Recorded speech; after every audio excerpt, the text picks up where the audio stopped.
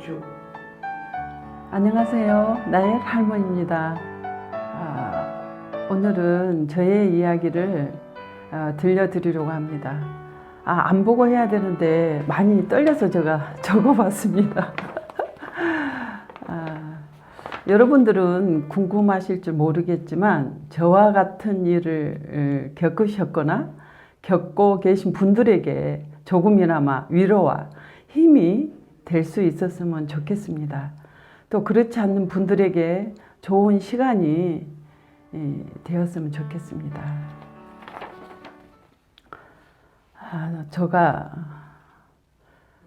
다친 지는 제가 40대 초반에 다쳤으니까 지금 나이가 63세니까 20년이 넘은 것 같습니다.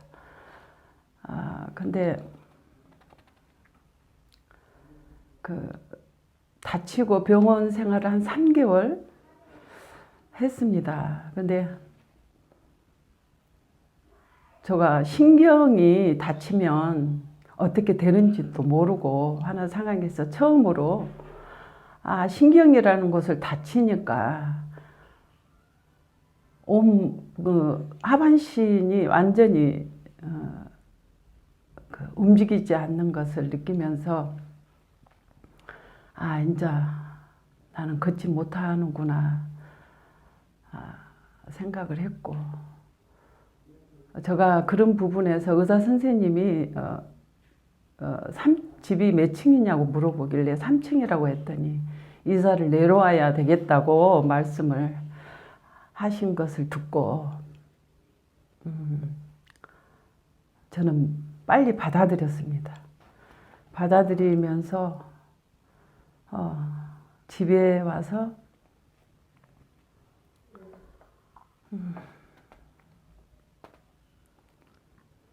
한 6개월 정도 된 것 같습니다. 근데 병원에서 그 골반까지 오는 그런 그 신발을 맞춰주더라고요. 근데 그걸 신으면 쓸 수 있다는 거예요. 목발을 짚고 쓸 수 있다는 말에 제가 휠체어에서 이런 신을 신고 그 목발을 신고 처음 쓰는데 쓸 수가 없는 거예요. 그래서 문틀에 휠체어를 끼워놓고 쓰는데 그 1분 동안 서 있었는데 온 몸에 그 땀이 모욕하듯이 흘렀던 기억이 납니다. 섰을 때는 그런 부분 생각지도 못했는데 그 신경이라는 게 다치니까 움직이지도 못하고 바지 하나 올리는 것도 쉽지 않았습니다. 그러나 제가 매일매일 서본 이유는 다리에 힘을 주면은 보조기를 신었지만 다리에 힘을 주면은 더 힘이 생길 것 같은 그런 생각에 아마 매일 한 3개월은 서봤던 것 같습니다. 그리고 나서 제가 집에만 있으니까 내 마음속에 저 밖을 나가고 싶은 그런 간절함이 얼마나 큰지 하루는 아무도 없을 때 용기를 내가지고 휠체어를 타고 계단 앞에 휠체어를 세워놓고 보조기를 신고 쓰다가 내려가기도 전에 넘어져 버렸습니다.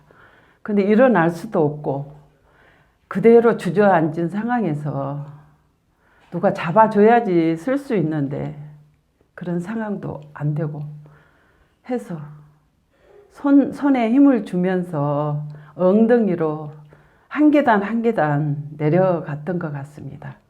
근데 남들은 쉽게 내려갈 것 같은데 그 엉덩이 밑으로 다 말을 안 들으니까 마음대로 내려가지도 않고 한 다리 한 다리 내리고 또 끌고 내려가고 3층에서 1층까지 내려오는데 꽤 시간이 많이 걸리더라고요.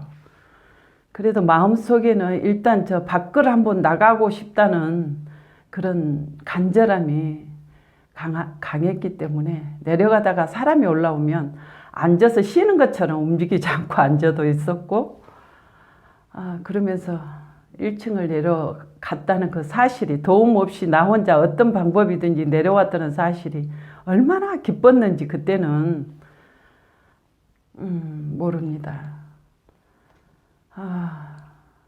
나도 모르게 그때 핸드폰은 호주머니에 넣고 내려갔던 것 같습니다.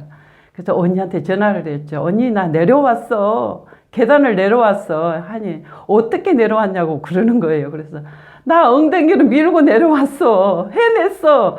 남들은 아무렇지도 않다고 생각하지만 아픈 사람들만이 아마 그것을 알 것 같아요. 그런데 다시 또 3층을 또 한 계단 손을 짚으면서 엉덩이로 뒤로 올라갔죠. 바로는 못 올라가죠.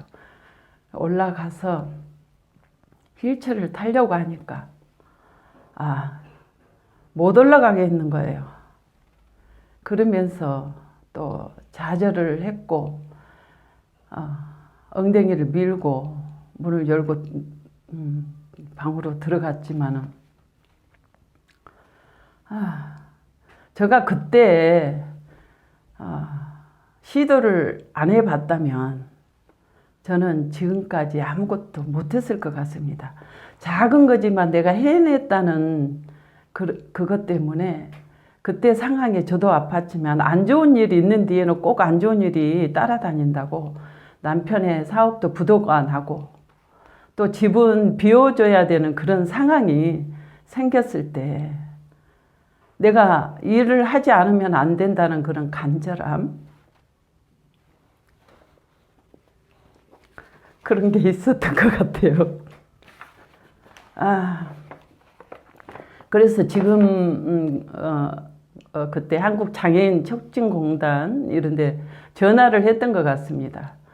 하나님께서 두드리라고 하셨고 두드리면 열릴 것이라고 했는데 내가 자꾸 여기저기 알아보면서 하다 보니까 길이 열리더라고요. 그러면서 직장을 알아봤는데 차가 있어야 직장에 가죠.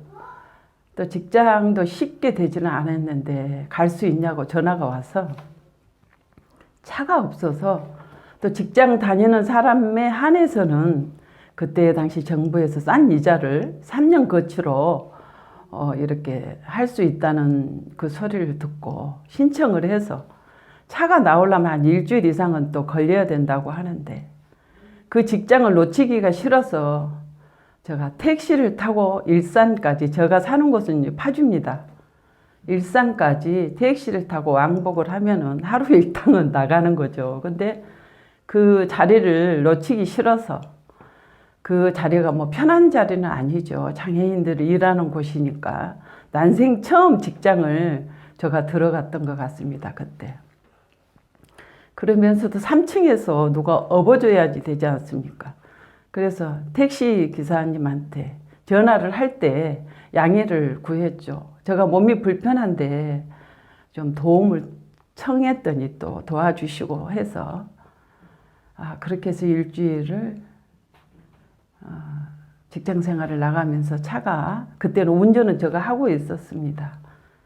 차가 나오고 나서 그렇게 직장 생활을 하면서 일을 하고 중간중간 뭐 그 회사가 문 닫을 때까지 제가 다녔던 것 같습니다. 왜냐하면 안 하면은 안 되기 때문에 그 일이 얼마나 소중한지 남들은 와서 못 하겠다고 나가는 자리를 저는 했어야 됐고 그랬던 것 같습니다. 근데 저와 같이 그 불편한 사람들이 계신다면 한번 문을 두드려 보십시오. 요즘은 그 시청 쪽에서 그런 일을 하신 것 같아요. 옛날에는 장애인 촉진공단에서 했는데 신청을 하면은 아마 싼 이자로 차를 뺄 수 있는 그런 걸 할 수 있었던 것 같습니다. 그래서 여러분에게 그런 길이 있으니까 한번 찾아보시라고 이야기하고 싶습니다. 잠깐 끄고 갈게요. 네. 좋았어요. 잘하셨습니다. 좀 이상해. 말이 안 나오네. 이제 마무리 인사할게요. 이제 네? 인사를 마무리. 인사할 건데 휴. 영상을 찍다 보니까 두서없이 이야기가 나오고 나도 모르게 옛날 생각에 울컥했던 것 같습니다. 하지만 저와 같은 상황에 계신 분이 있다든지 한다면 더 용기를 가지시고 희망을 갖고 더 앞으로 도전하는 그런 모습을 보여드리고 싶습니다. 저는 지금부터 시작입니다. 나이가 많다고 할 수 없는 게 아니라 할 수 있다는 그런 마음으로 제가 마치겠습니다. 여러분 두서없는 말 들어주셔서 감사합니다. 다음에 뵙겠습니다. 여러분 괜찮으시다면 좋아요, 구독 눌러주세요.